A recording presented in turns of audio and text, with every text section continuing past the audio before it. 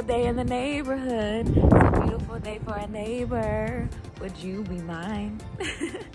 Hi there, welcome back to the Garden of Epiphany, a women's health and wellness oasis. I'm your host, Raven Epiphany, and I'm so glad you decided to join us for another video.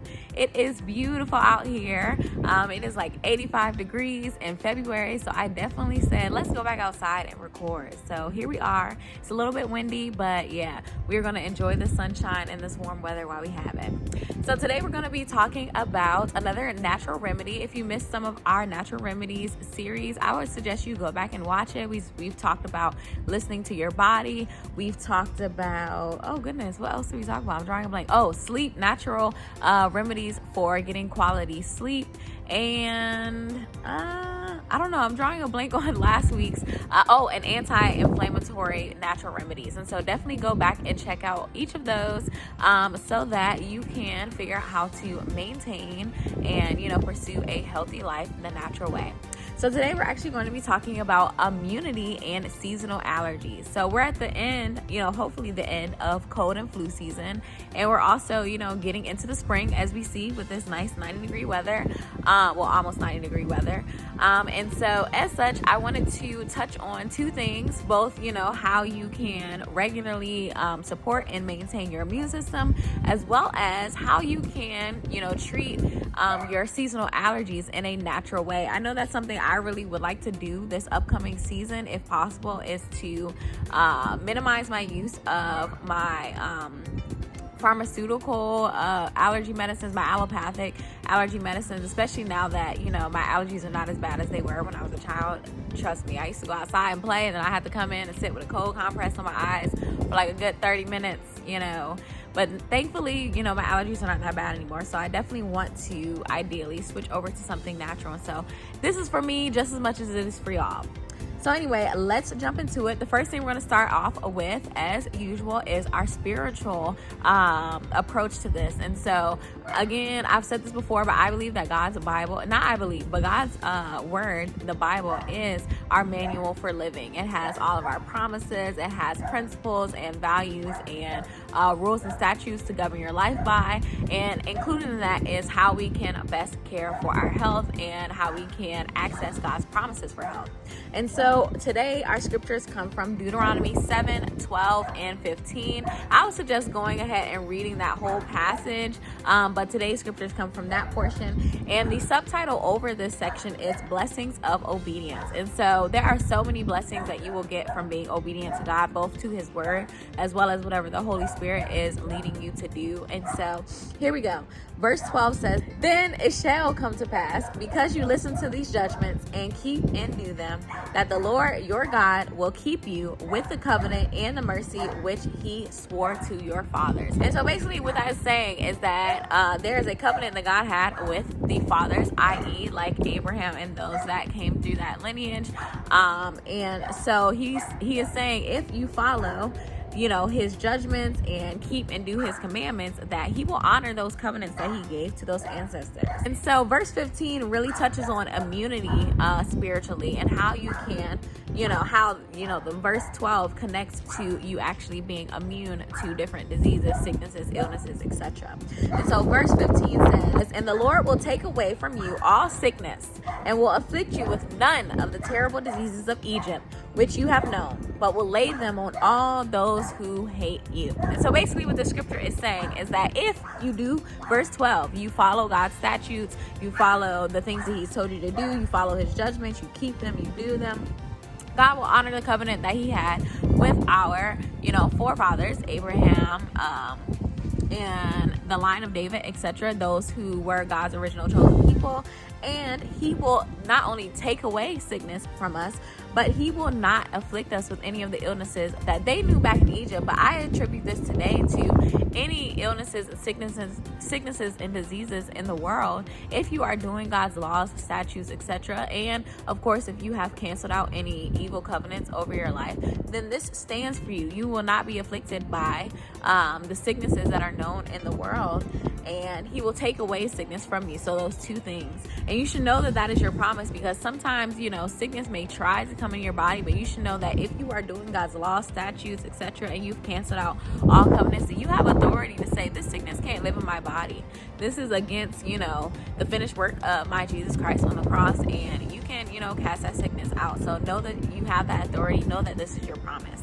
And so now that we completed that portion of it, let's go into some natural remedies you can use in your everyday life, or, you know, when those seasonal allergies try to come through, so that you can treat these things and in some cases prevent them altogether. And so just know, you know, our bodies, the bodies that God has given us, are wonderfully complex, but it seems as though taking care of them is pretty simple. Like, if you notice, if you've been listening to my videos, you'll notice a sort of repetition in the things that I'm telling you to do in order to maintain your health, because there are just certain things that you should be doing on a regular basis so that your body is at its most healthy. And these regular things that you do help with anti-immunity, help with not with anti-immunity, anti-inflammatory. They help with your immune system. They help, you know, keep you from having extra stress. You know, overall, they just help your body stay away from disease, etc. And those include, but are not limited to, drinking plenty of water, so you want to stay hydrated,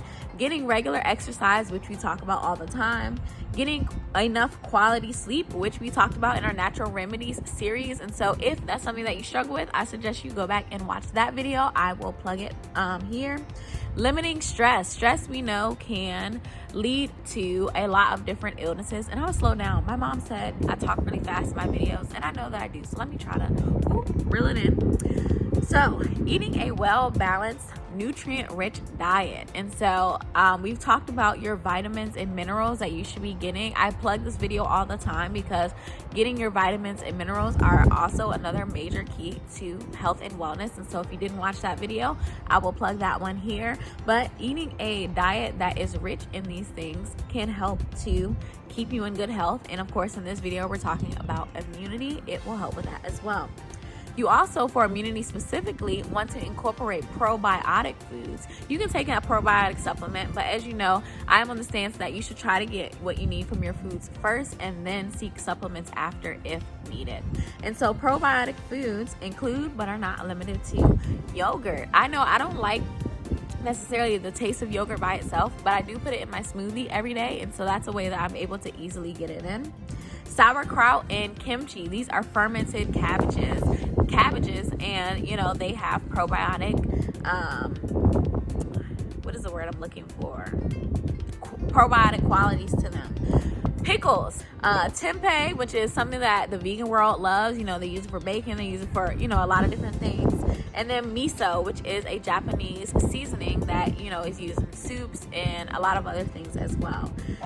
And lastly, you want to limit added sugars in your diet. And this can help with, again, a lot of aspects of your health, but especially, you know, in this case, we're talking about immunity. It can help to maintain and support your immune system. If you need additional support, you know, you're already doing the things that you should be doing regularly, getting your exercise, getting your sleep, eating well, etc. But either A, you need something because you've caught a cold, or, you know, you're maybe going into an environment where you want to boost your immune system. There are a couple things that you can do. So you want to load up on your vitamin C. Again, I am very food positive, so I would say some foods that you can grab vitamin C from before you go to a vitamin C supplement are broccoli, spinach, tomatoes, and lots of fruits contain vitamin C as well, such as lemons and oranges. You want to also load up on your zinc, which is a mineral. I'm pretty sure we talked about that in our vitamin and minerals series as well. Zinc can be found in shellfish, which I love, you know, certified Maryland girl here. Meat, dairy products, nuts, and whole grains. So, you know, your wheat breads, your wheat pastas, you know, whole grain things instead of your processed white versions of those same foods. And so some other supplements, herbs, and foods that you can find immune boosting qualities in are ginger, which is another one of my favorites. It has anti-inflammatory properties, as we talked about last week with our anti-inflammatory video. Anti-inflammation foods also help to support your immune system. Turmeric. This is another great anti-inflammatory, which thus will have good benefits to your your immune system. Garlic, this is, a household favorite of most people who like some well-flavored foods. I can't think of one thing, that's not sweet that I don't cook with garlic. But garlic has antimicrobial, antifungal, antibacterial, and antioxidant properties. And so it is just working all up and through your immune system to help you maintain good health. Lastly, of course, there are more that could be included, but these are just a few that I included here to start you off with. And that is elderberry and echinacea. And so these are herbs that are said to help reduce the severity and the longevity of any cold or flu symptoms that you may be experiencing should you get sick. If you have cold or flu symptoms, I would definitely recommend going ahead and, either getting some of these teas, including them in your tea, or, whatever your practice is, putting them in a smoothie, etc., so that hopefully your cold doesn't last, the symptoms don't last as long. And so we're going to wrap this video up talking about seasonal allergies, which is something that a lot of people, experience, but there are ways that you can either, treat or at least reduce the symptoms that you get from your seasonal allergies. And so one recommendation, this is not necessarily something that has been research proven per se, but a lot of people stand by this, that eating local honey, meaning the honey that comes from the bees that pollinated in your actual city, in your actual area, is said to help to reduce your seasonal allergies because it is supposed to build, somewhat immunity or regularity in your body to the pollen that the bees in your area are, pollinating flowers with. And so, pollen is something that causes a lot of allergies. And so if pollen is something you're allergic to, that is said to help reduce those symptoms over time. Saline nasal rinse. This is said to help with any of that, what is it called? Allergic rhinitis, which is the reaction in your eyes, nose, and throat. And so that's basically a saltwater nose rinse that people do, and it's said to clear out some of the antihistamines there and ideally reduce the allergic rhinitis symptoms. The other thing is the probiotics. So the things I listed earlier, probiotic foods I listed earlier, you can implement those, and those are said to help with your allergy symptoms as well.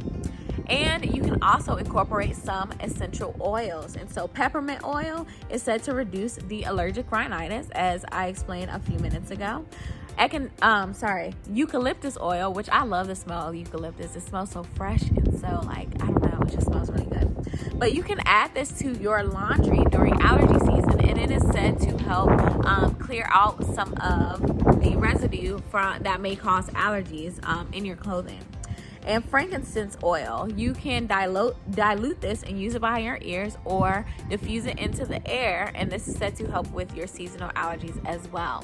And I had made a blog previously that included some recommendations for natural fragrances in your household, which included essential oils. I will include that in the description today, just for those of you who are like, okay, I have this essential oil, what do I do with it? There are some suggestions there for how you can use them. So the last thing I will recommend for your allergy season remedies is to visit your local Sprouts. Sprouts is a natural food store, and they have a very vast vitamins and natural remedies, or not even natural remedies, homeopathic medicine section, and their vitamin salespeople are pretty well versed in their products. They know what they're talking about for the most part. They are specially hired to be in that section. And so I would recommend, if you are looking to switch out allergy medication and not just go for natural general remedies, I would suggest starting there, or even in your local, vitamins and homeopathic medicine store, to get some insight on what medicines they have. Homeopathic medicine is basically a natural medicine that is supposed to work within your body to cure at the root and not just treat symptoms. And so if that is something you're looking to do, I recommend visiting your local Sprouts or your local vitamin and homeopathic medicine store and letting them walk you through your options and choosing the best one for you. And so, last thing I want to note is that I would recommend consulting with your trusted medical professional if you, one, have severe seasonal allergies or any, severe allergies. And also, if you have been taking a prescription allergy medicine over time, definitely consult with your trusted medical professional before starting anything new, and definitely before cutting out anything you have been doing. And so that wraps up today's video. I hope that was helpful for you. I hope this helps you get through the rest of cold and flu season, especially for those who are living in those more wintry states who maybe have like a couple more months of a winter going on. And also, I hope that it prepares you guys for allergy season so that you can make some more natural choices during the upcoming pollen and warm and floral season. And I will see you guys back here on Faith Friday. Have a healthy and wholesome